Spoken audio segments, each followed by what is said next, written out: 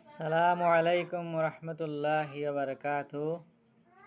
মহানবী হজরত মুহাম্মদ মুস্তফা সাল্লাল্লাহু আলাইহি ওয়াসাল্লামার বাণী। হজরত জাবির রাদিয়াল্লাহু তাআলা আনহু থেকে বর্ণিত আছে যে মহানবী আলাইহিস সালাতু ওয়াসসালাম ইরশাদ করেছেন, সোম ও বৃহস্পতিবার দিন আল্লাহ তাআলার দরবারে বন্দাদের আমল পেশ করা হয়। ক্ষমা প্রার্থীদেরকে ক্ষমা করে দেওয়া হয়, তৌবাকারীদের তৌবা কবুল করা হয়, কিন্তু হিংসুকদের তাদের হিংসার কারণে বাদ দিয়ে রাখা হয়, অর্থাৎ তাদের ইস্তেগফার কবুল হয় না যতক্ষণ পর্যন্ত তারা এই হিংসা থেকে তৌবা না করে।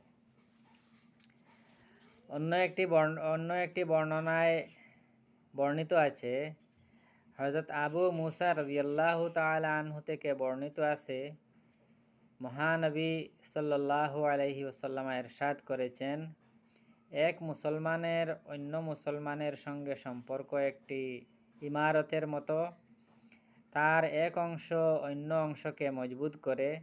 অতঃপর মহানবী সাল্লাল্লাহু আলাইহি সাল্লাম এক হাতের আঙ্গুলসমূহ অপর হাতের আঙ্গুলসমূহের মধ্যে ঢুকালেন।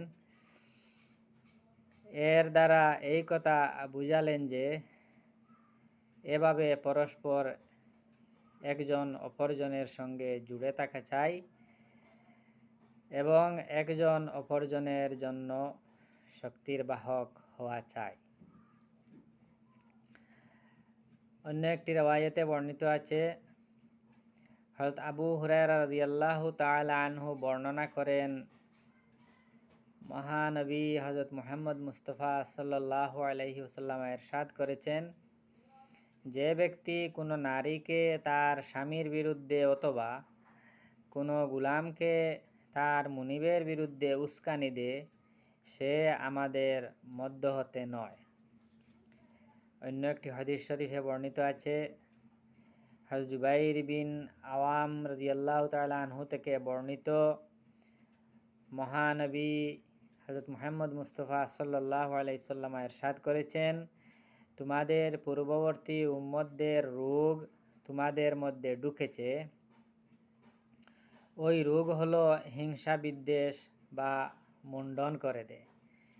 ওই রোগ হলো হিংসা বিদ্বেষ যা মুণ্ডন করে দেয়। আমি তা বলি না যে মাথা মুণ্ডন করে দেয়, বরং তা দিনকে মুণ্ডন করে দেয়, অর্থাৎ এই রোগের কারণে মানুষের সচ্চরিত্র নষ্ট হয়ে যায়।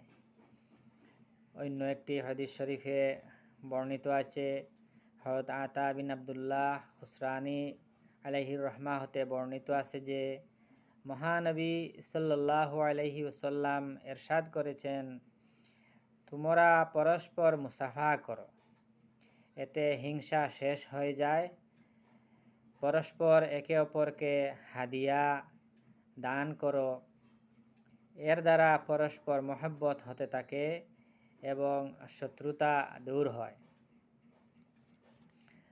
অন্য একটি বর্ণনায় আছে, হযরত আব্দুল্লাহ বিন আমর বিন আস রাদিয়াল্লাহু তাআলা আনহু বর্ণনা করেন যে ব্যক্তি আপন মুসলমান ভাইকে পেট ভরিয়ে খানা খাওয়ায় ও পানি পান করায়, আল্লাহ তাআলা তাহাকে জাহান্নাম হতে 100 খন্দক দূরে সরিয়ে দেন। 2 খন্দকের মাঝখানের দূরত্ব হলো 500 বছরের পথ। সুবহানাল্লাহ। অন্য একটি রওয়ায়েতে বর্ণিত আছে, হযরত জাবির বিন আব্দুল্লাহ রাদিয়াল্লাহু তাআলা আনহু থেকে বর্ণিত, মহানবী আলাইহিস সালাতু ওয়াসসালাম ইরশাদ করেছেন, ক্ষুধার্ত মুসলমানকে খানা খাওয়ানো মাগফিরাত ওয়াজিবকারী আমলসমূহের মধ্য হইতে একটি। হযরত আবু সঈদ খুদরি রাদিয়াল্লাহু তাআলা আনহু থেকে বর্ণিত আছে যে মহানবী সাল্লাল্লাহু আলাইহি ওয়াসাল্লাম ইরশাদ করেছেন, যে ব্যক্তি কোনো মুসলমানকে বস্ত্রহীন অবস্থায় কাপড় পরিধান করায়, আল্লাহ তাআলা তাকে জান্নাতের সবুজ পোশাক পরিধান করাবেন। যে ব্যক্তি কোনো মুসলমানকে ক্ষুধার্ত অবস্থায় খানা খাওয়ায়, আল্লাহ তাআলা তাহাকে জান্নাতের ফলসমূহতে খাওয়াবেন। যে ব্যক্তি কোনো মুসলমানকে পিপাসার্ত অবস্থায় পানি পান করায়, আল্লাহ তাআলা তাকে এমন খালিস শরাব পান করাবেন যার উপর মোহর লাগানো থাকবে। অন্য একটি হাদিস শরীফে বর্ণিত আছে, হযরত আব্দুল্লাহ বিন উমর রাদিয়াল্লাহু তাআলা আনহু থেকে বর্ণিত, এক ব্যক্তি মহানবী সাল্লাল্লাহু আলাইহি সাল্লামকে জিজ্ঞাসা করলেন, ইসলামের সর্বোত্তম আমল কোনটি? মহানবী সাল্লাল্লাহু আলাইহি সাল্লাম ইরশাদ করলেন, খানা খাওয়ানো এবং পরিচিত অপরিচিত সবাইকে সালাম করা।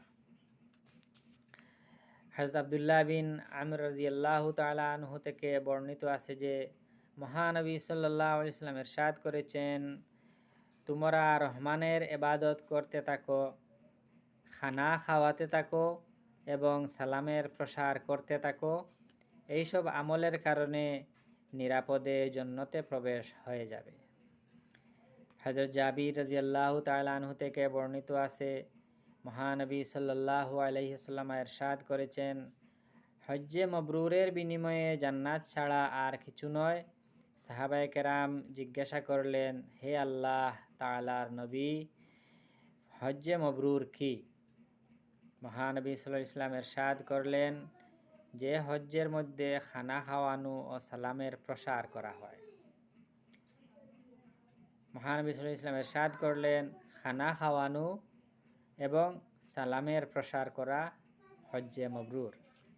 হযরত আবু মুসা আশআরী রাদিয়াল্লাহু তাআলা আনহু থেকে বর্ণিত আছে যে মহানবী সাল্লাল্লাহু আলাইহি ওয়াসাল্লাম ইরশাদ করেছেন, ক্ষুধার্তকে খানা খাওয়াও, ক্ষুধার্তকে খানা খাওয়াও, অসুস্থকে দেখতে যাও এবং অন্যায়ভাবে যাকে কয়েদ করা হয়েছে তাকে জেল থেকে মুক্ত করার চেষ্টা করো।